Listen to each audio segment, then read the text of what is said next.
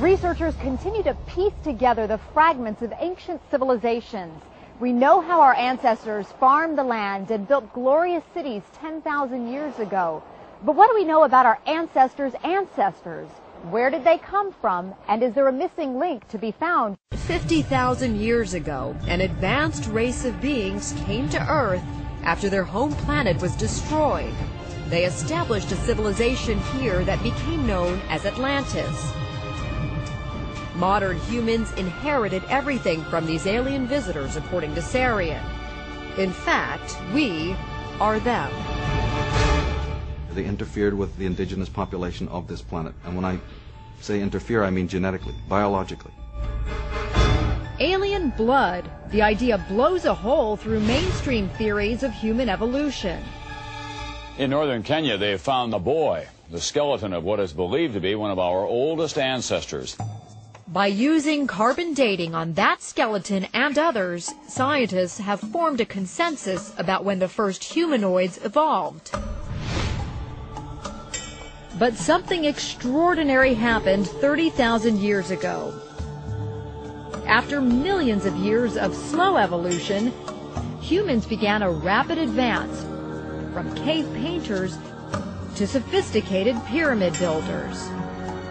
You don't have pyramids, and you don't have basket weaving, and you don't have metallurgy, and you don't have all of these anomalies just popping out of the blue. We have whole mathematical concepts with no antecedent, stages, which we know must have existed. This knowledge could only come from alien visitors, says Sarian. And it was bestowed upon the citizens of Atlantis, transforming the island into the intellectual beacon of the pre-ancient world. It's bigger than Rome, it's bigger than Egypt, it's bigger than Greece. Atlantis is bigger even than our own cyber age, actually. Because the further we get away from it in time, there it looms on the road ahead of us again. Sarian is convinced there were some 500 alien visitations during the time of Atlantis. And because of the spectacular nature of these encounters, there is evidence if you know where to look. In the coffin texts of the Egyptians, we hear about crafts that come and pick up princesses and fly them to foreign shores in an instant. We have the Laura caves in India, where you can actually go and look at them. These wall reliefs where it literally shows you crafts with little people inside them, the gods, above the tree line, and all the heads of the people are looking up. And check out these Mayan stone carvings found in Mexico. The figure appears to be riding a rocket, his foot pushing on an accelerator. His body position is nearly identical to that of modern-day astronauts.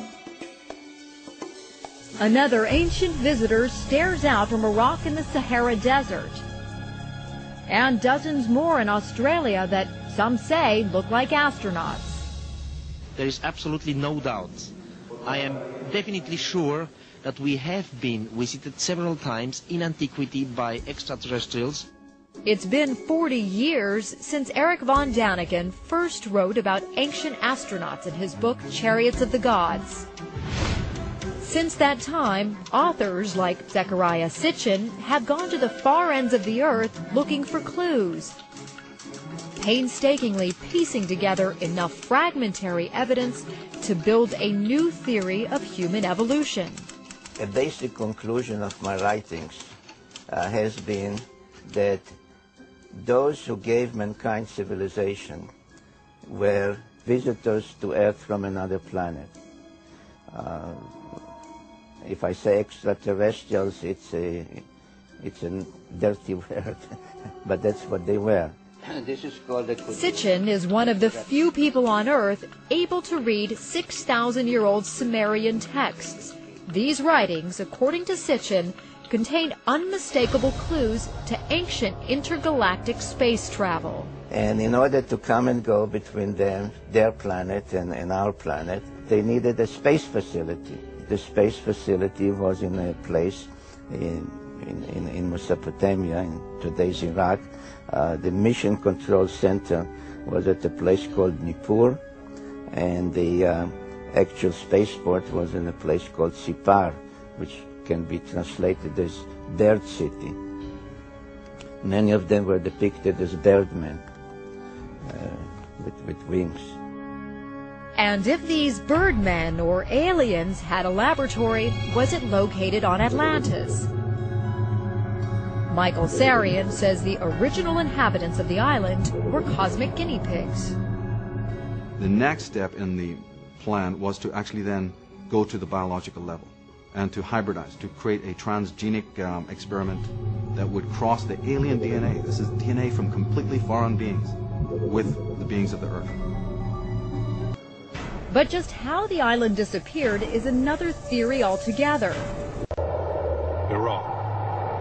According to some experts, we can find very detailed information on UFOs and aliens in the old Sumerian culture, now considered to be the cradle of our civilization.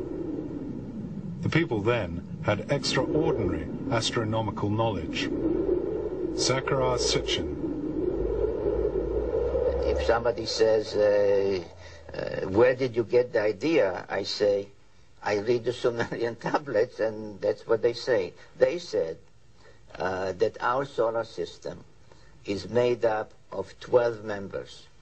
And this is stated in the Sumerian text over and over and over again, not one time. And they say there is the sun, which is in the center, not like the Greeks or others thought that the earth is in the center. The sun. There's the moon, which they gave reasons why they considered it a member by its own.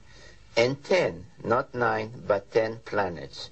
Therefore, I'm very happy that when today astronomers look for this planet, they call it Planet X.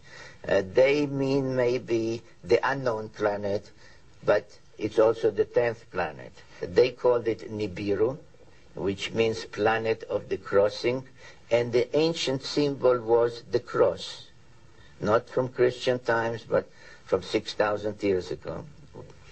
And they say that this planet, the 12th member of our solar system, has a very large orbit of 3,600 years, and every 3,600 years it comes between Mars and Jupiter close to us. And it is then, they said, that people that look like us, not with little horns or green, people that look like us, started to come between their planet and Earth about 450,000 years ago. Why do they look like us? We look like them. Because if you know the Bible, which is based on the Sumerian tales, at some point they engaged in genetic engineering and mixed their genes with the genes of Homo erectus. We can use various scientific terms, but let's say with early hominids, to bring about Homo sapiens, us.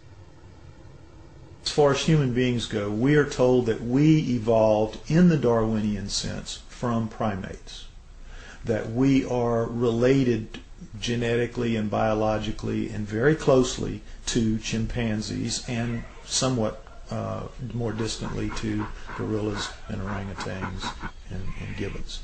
So, but chimpanzees are our closest genetic and biological relatives. So we are primates. We are all considered primates, all of us in the primate family, the chimps and the gorillas and us.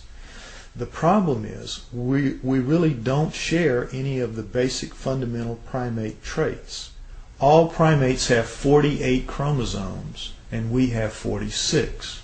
Now, how do you lose 2 whole chromosomes from where you are and produce a being that is so much more skilled and adapted, particularly intellectually, than as we are?